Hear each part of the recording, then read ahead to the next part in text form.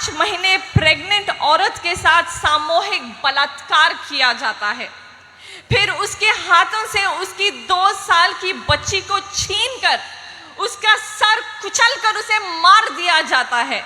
उसके सामने उसकी बहन और उसकी माँ की इज्जतों को छन्नी किया जाता है और उसे मजबूर किया जाता है देखने पर, और उसके अन्य घर वालों को मार दिया जाता है। हमारा ये देश किसी एक की जागीर नहीं है, ये सबको बराबरी का हक देता है। सभी का खून शामिल है यहाँ की मिट्टी में, किसी के बाप का हिंदुस्तान थोड़ी है। जैसे रांची में गुस्ताखे रसूल के एहतजाज के दौरान एक 16 साल के नौजवान लड़के को पुलिस ने गोली मारकर हत्या कर दी। जब वो माँ से जाकर पूछते हैं उस बेटे के बारे में, तो वो कहती है कि मुझे फख्र है मेरे बेटे पर कि उसने जालिमों के जुल्म के खिलाफ आवाज उठाई और शहादत हासिल कर दी। आऊज़ बिल्लाहि मिनश शैतानिर रजीम, बिस्मिल्लाहिर रहमानिर रहीम। स्टेज पर बैठे हुए खुसूसी मेहमान, तमाम जिम्मेदारान और कुनियाली मरकार जैसे वीरों की सरजमीन पर बैठे हुए मेरे अजीज भाइयों, मोहतरम माओ और बहनों, अस्सलामु अलैकुम व रहमतुल्लाहि व बरकातहू। मैं शुक्रगुजार हूँ पॉपुलर फ्रंट ऑफ इंडिया का कि उन्होंने मुझे अपने इस मंच पर अपनी बात रखने का मौका दिया और एक बेहतरीन मुद्दे पर जो सेव द रिपब्लिक कैंपेन चला रहे हैं।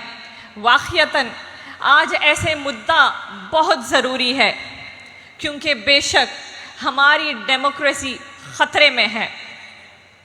चंद ही दिन गुजरे हैं हमें आज़ादी के 75 साल का जश्न मनाते हुए। हमारा देश आज़ाद हुआ 75 साल हो चुके हैं। हमारे बुजुर्गों की बड़ी कुर्बानियों और मुशक्क़त से मिली है हमें ये आज़ादी। जितने भी फ्रीडम फाइटर्स थे, उन्होंने अपनी मुफाद के लिए नहीं लड़ी थी ये लड़ाई, बल्कि हिंदुस्तान के बेहतरीन मुस्तक़बिल के लिए ये आज़ादी की लड़ाई लड़ी गई थी। सोशल, सेक्युलर, डेमोक्रेटिक देश के लिए ये आज़ादी की लड़ाई लड़ी गई थी, जहाँ पर हर हिंदुस्तानी को इक्वल राइट्स टू ऑल के साथ अपनी जिंदगी बेखौफ होकर जी सके। मैं आप सबसे और अपने आप से ये सवाल पूछना चाहती हूँ, क्या हम सच में आज़ाद हैं? आज जो हालात हैं हमारे इस देश में, इन फिस्ताई सोच रखने वाले हुक्मरानों ने हमें मजहब के नाम पर बांटकर अपनी सियासत को मजबूत कर रहे हैं। मैं पूछना चाहती हूँ, क्या हम सच में आज़ाद हैं? हमसे हर कोई चीज़ छीनी जा रही है। सच बोलने की आज़ादी छीनी जा रही है, हक पूछने की आज़ादी छीनी जा रही है, खाना खाने की आज़ादी छीनी जा रही है, यहाँ तक कि क्या पहनना है उसकी आज़ादी तक छीनी जा रही है। फिर हम क्या सच में आज़ाद हैं? हमारी सोसाइटी को आज बहुत कमज़ोर किया जा रहा है कि वो सवाल पूछने से डरते हैं, एहतजाज करने से ये डरते हैं। मैं इन फिस्ताई ताकतों से ये कह दूं, तुम चाहे कितनी भी कोशिश कर लो, हमारे इन हौसलों को कमज़ोर नहीं कर सकते। मैं ख़ास करके अपने बहनों से ये कहना चाहती हूँ कि आबादी बानू, जिसे हम बी अम्मा के नाम से जानते हैं, उनकी कुर्बानियों को याद करें कि किस तरीके से उन्होंने अपने दोनों बेटे शौकत अली और मोहम्मद अली के साथ आज़ादी की लड़ाई लड़ी थी। ये मुसलमानों में पहली औरत थी जिसने बुर्का पहनते हुए आज़ादी की लड़ाई में शामिल हुई थी। इस दौर में भी हमारे दरमियान ऐसी दलेर ख़वातीन माएँ मौजूद है, जैसे रांची में गुस्ताखे रसूल के एहतजाज के दौरान एक 16 साल के नौजवान लड़के को पुलिस ने गोली मारकर हत्या कर दी। जब वो माँ से जाकर पूछते हैं उस बेटे के बारे में, तो वो कहती है कि मुझे फ़ख्र है मेरे बेटे पर कि उसने जालिमों के जुल्म के खिलाफ आवाज़ उठाई और और शहादत हासिल कर दी। जब तक हमारे मुल्क में ऐसी माएँ जिंदा है, हमारे हौसले और बुलंद और जिंदा होंगे। हमें अगर इस देश में डेमोक्रेसी को जिंदा रखना है तो सवाल पूछना जरूरी है, एहतजाज करना जरूरी है। ये हमारा फंडामेंटल राइट है। ये राइट हमें हमारा संविधान जो डॉक्टर बाबा साहेब अंबेडकर ने हमें दिया है। हमारा देश जो दुनिया की सबसे बड़ी डेमोक्रेसी है, आज उसी कॉन्स्टिट्यूशन को ये फिस्ताई ताकतें कमजोर और बदलने की कोशिश कर रही है। हमारा ये देश किसी एक की जागीर नहीं है, ये सबको बराबरी का हक देता है। सभी का खून शामिल है यहाँ की मिट्टी में, किसी के बाप का हिंदुस्तान थोड़ी है। ये देश सबका था, सबका है और सबका रहेगा। हम हमारे कॉन्स्टिट्यूशन में किसी किस्म की मुदाखलत कतई भी बर्दाश्त नहीं करेंगे। हमें ऐसे मूवमेंट्स को हिस्सा होना होगा जो लोगों के अंदर बेदारी, एक हौसला और एक उम्मीद पैदा कर सके कि हाँ, मैं अपने हक के लिए खड़ा हो सकता हूँ, मैं सवाल पूछ सकता हूँ, मैं मेरे हक के लिए खुद खड़ा हो सकता हूँ। मंजिलें रास्ते पर खड़े रहने से नहीं मिलती, मंजिलें रास्ते पर खड़े रहने से नहीं मिलती। मंजिलें अगर पाना है तो रास्ते पर से गुजरना होगा, वो रास्ता चाहे कितना क्यों ना मुश्किल हो। लोगों की ये खामोशी की वजह से जालिमों का जुल्म न्यू नॉर्मल हो रहा है। जैसे बिल्किस बानो के ही केस में अगर से हम ले लें तो ये क्रिमिनल्स को रिहाई पर सम्मानित किया जाता है, हार पहनाया जाता है, यहाँ तक कि मिठाई खिलाई जाती है। इसे ऐसा पेश किया जाता है कि उन्होंने कोई गुनाह ही ना किया हो, कि ये पर्सनालिटीज हो। जो लोग इनको गुनहगार नहीं मानते, ऐसी घटिया मानसिकता रखने वाले लोग भी गुनहगार हैं। आज जब से ये पार्टी हुकूमत में आई है, तब से हम लोग देख सकते हैं कि जो जुल्म करता है वो जेल की सलाखों के बाहर होता है, और जो जुल्म के खिलाफ आवाज उठाता है उसे डराने के लिए जेल की सलाखों के पीछे डाल दिया जाता है। जैसे कि तीस्ता सेटलवाद को 70 दिन गुजरात दंगे फसादात के खिलाफ आवाज उठाने के लिए जेल की सलाखों के पीछे डाला गया था। मगर ये बेवकूफ लोग ये नहीं समझ सकते कि 70 दिन में किसी के हौसले नहीं तोड़े जा सकते। ये टूटने वाले हौसले नहीं है, ये बुलंद होने वाले हौसले हैं, और यही हौसले फिस्ताई ताकतों को रास नहीं आती। आज हमारे देश में औरतों के ऊपर जुल्म लगातार बढ़ता जा रहा है, रेप केसेस लगातार बढ़ती जा रही है। लेकिन ये पार्टी ने बहुत जुमलेबाजी करके पावर में आए थे। औरतों के सम्मान में बीजेपी मैदान में ये फिर उनका जुमला गलत हो गया। उन्हें एक्चुअली कहना चाहिए था औरतों के सम्मान में बीजेपी मैदान में नहीं, रेपिस्ट को बचाने में बीजेपी मैदान में, वो चाहे उन्नाव हो, कठुआ हो, हाथरस हो या गुजरात ही क्यों ना हो। ये क्राइम नहीं तो क्या है? 5 महीने प्रेग्नेंट औरत के साथ सामूहिक बलात्कार किया जाता है, फिर उसके हाथों से उसकी 2 साल की बच्ची को छीनकर उसका सर कुचलकर उसे मार दिया जाता है। उसके सामने उसकी बहन और उसकी माँ की इज्जतों को छन्नी किया जाता है और उसे मजबूर किया जाता है देखने पर, और उसके अन्य घर वालों को मार दिया जाता है। ये क्राइम नहीं तो फिर क्या है? और फिर बिल्किस को लहूलुहान हालत में वहीं पे छोड़ दिया जाता है, ये सोचते हुए कि वो मर चुकी है, लेकिन वो जिंदा थी।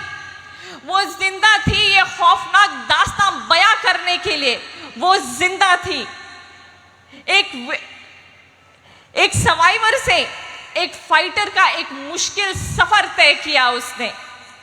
हमारे प्रधानमंत्री जी लगातार मुसलमान बहनों और बेटियों के हक के बारे में बात करते हैं। वो बहुत फिक्रमंद होते हैं और कहते हैं कि मुझे बहुत फिक्र है मेरी मुसलमान बहनों और बेटियों की। आज कहाँ है वो? क्यों खामोश है?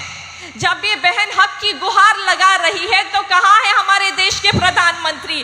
क्यों कुछ नहीं बोलते? कहाँ है वो भाई जब उनकी बहनों को जरूरत है?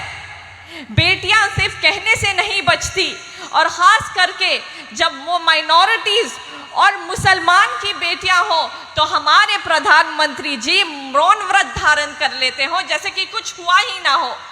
अब हाल ही में उत्तर प्रदेश के लखीमपुर में 2 दलित बच्चियों के साथ इज्जत लूटी गई, फिर उनके साथ गला घोट कर मार कर झाड़ों पे उनकी लाशों को लटका दिया गया, मगर फिर भी एक आवाज नहीं, कुछ भी नहीं। बेटी बचाओ कह देने से बेटियां नहीं बचती। बेटियों को बचाने के लिए उन जालिमों को खिलाफ सख्त से सख्त सजा देनी चाहिए, ना कि उनको रिहा करके, वो चाहे कितने क्यों ना संस्कारी हो। ऐसे में ऐसी सूरत हाल में मैं सलाम करती हूँ बिल्किस बानो के जज्बे और हौसले को कि इतने जुल्म और इतने साजिशों के बाद भी वो अपने हक के लिए खड़ी रही। अब ये हमारी जिम्मेदारी है, खास करके हम तमाम औरतों की ये जिम्मेदारी है कि और एक बिल्किस हमारे मुल्क में ना हो, और एक बिल्किस के साथ ऐसा जुल्म कभी ना दोबारा रिपीट हो जिससे हमारा मुल्क फिर से शर्मसार हो। हम औरतों को एक अहम किरदार निभाना है। ये किरदार नफरत के ठेकेदारों के खिलाफ, जिनका जिंदगी का मकसद बस यही है कि किस तरीके से माइनॉरिटीज पर जुल्म किया जाए, उनका जीना हराम किया जाए, कभी गाय के नाम पर, कभी मस्जिद के नाम पर, कभी हिजाब के नाम पर, कभी मदरसों के नाम पर। इनको हमारी मस्जिदों से, हमारे हिजाब से, हमारे खाने से या हमारे मदरसों से कुछ लेना देना नहीं है। इन्हें अगर से मसला है तो हमारी आइडेंटिटी से, हमारी शनाख्त से, जिसको ये मिटाने के लिए लाख कोशिश कर रहे हैं। लेकिन मैं इन हुक्मरानों की कठपुतलियों से ये कहना चाहती हूँ, तौहीद की अमानत सीने में है हमारे, आसान नहीं मिटाना नामो निशान हमारा। अब ये जान लो, ये लगातार ये नैरेटिव फैलाते हैं कि मुसलमान खवातीन जो हैं सप्रेस्ड और ऑप्रेस्ड है। मैं उनसे ये भी कहती चलूँ कि कदम ब कदम इस नफरत की सियासत के खिलाफ हम हमेशा खड़े रहेंगे। ये ज़माना हमें कमज़ोर नहीं कर सकता, ये फिस्ताई ताकतें हमें कमज़ोर नहीं कर सकती। हमें हर चीज़ नज़रअंदाज कर देने की आदत हो चुकी है, और इसी की वजह से नफरत की सियासत को बढ़ावा मिल रहा है। हम भूल जाते हैं हमारे ऊपर हुए जुल्म को। नोटबंदी के वक्त की कतार में ठहरा रहना हम भूल जाते हैं। हम भूल जाते हैं कोविड के वक्त गंगा पर तैरती हुई लाशों को। हम भूल जाते हैं नेशनल लॉकडाउन की वो तकलीफें। हम भूल जाते हैं किसानों की वो खुदकुशियां। हम भूल जाते हैं उन माओं के आंखों से गिरते हुए आंसू जिसने अपने जवान बच्चों को खो दिया। हम भूल जाते हैं आसिफा पर हुए जुल्म को। हम भूल जाते हैं रात के अंधेरों में छुपते छुपाते लाशों, जलती हुई लाशों को। हम भूल जाते हैं माओं की इंतजार की आंखें, जिनके अनगिनत बच्चे, बेगुनाह बच्चे जिनकी सलाखों के पीछे हैं। हम भूल जाते हैं। लेकिन हमें ये सब याद रखना होगा ताकि इस जुल्म के खिलाफ अपनी आवाज़ को हम बुलंद कर सके। हम ये समझते हैं कि जो बुरे हालात इस देश में गुजर रहे हैं, इसके खिलाफ लड़ने और आवाज़ उठाने के लिए हमें कोई मसीहा बचाने आने वाला है। तो ये जान लो, हमारी हिफाजत और हक के लिए, हमारे जुल्म के खिलाफ लड़ने के लिए हमें खुद ही को खड़ा होना होगा। हम लोग आज अगर इस जुल्म के खिलाफ आवाज़ नहीं उठाएंगे तो हमारी आने वाली कई नस्लें हमें इसके लिए कभी माफ़ नहीं करेगी। अगर आज हम खामोश रहे तो आने वाली कई नस्लों को खामोश रहना पड़ेगा। सर झुका के जियो ना मुंह छुपा के जियो, सर झुका के जियो ना मुंह छुपा के जियो, सितमगर की नजरों से नजरें मिलाकर जियो। हम अगर 2 दिन कम जिए तो इसमें हैरत क्या, हम इनके साथ थे जो शम्मा जला के जिए। मैं इस उम्मीद के साथ अपनी बात को मुकम्मल करना चाहती हूँ कि मुल्क भर में जहाँ कहीं भी जुल्म हो, उस जुल्म के खिलाफ अपनी आवाज़ बुलंद करने और रोकने के लिए हम ख़वातीन पहली सफ़ में इंशाअल्लाह खड़ी रहेंगी। इसी के साथ अस्सलामु अलैकुम वरहमतुल्लाहि वबरकातुहू। मिल्लत टाइम्स को आपकी ज़रूरत है, हमारी आप माली मदद करें।